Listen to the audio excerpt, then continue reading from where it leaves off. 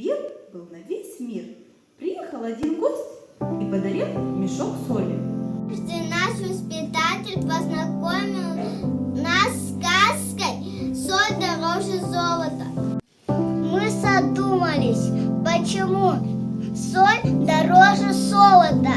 Нам стало интересно, что такое соль, как она важна для человека. Превратили нашу группу в научную лабораторию.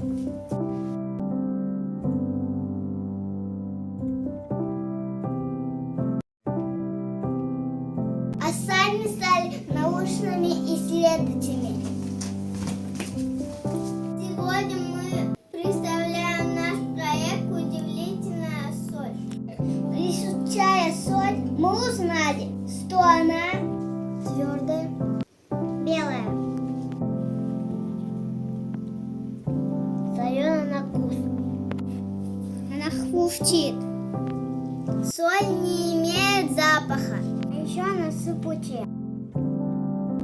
На протяжении всего дошкольного детства, наряду с игровой деятельностью, огромное значение в развитии личности ребенка имеет познавательная деятельность, которая понимается не только как процесс усвоения знаний, умений и навыков, а главным образом как поиски приобретения знаний самостоятельности.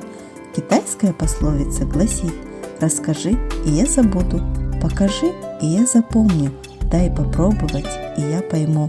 Усваивается все прочно и надолго, когда ребенок слышит, видит и делает сам.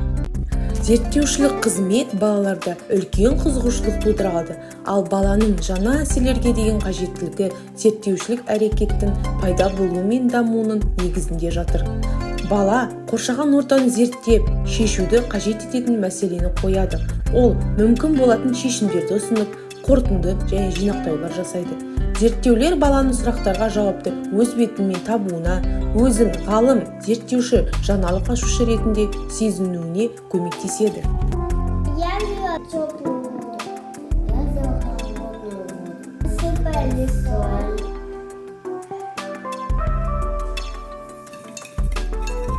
Вы поняли? В теплой воде соль растворяется быстрее. А в холодной воде соль занимается ветром. Соль имеет свойство растворяться. Мы взяли куриное яйцо и опустили в воду. Яйцо погрузилось на дно, а если мы добавим соль,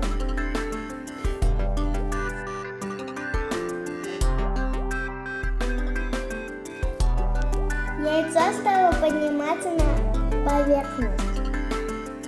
Вывод.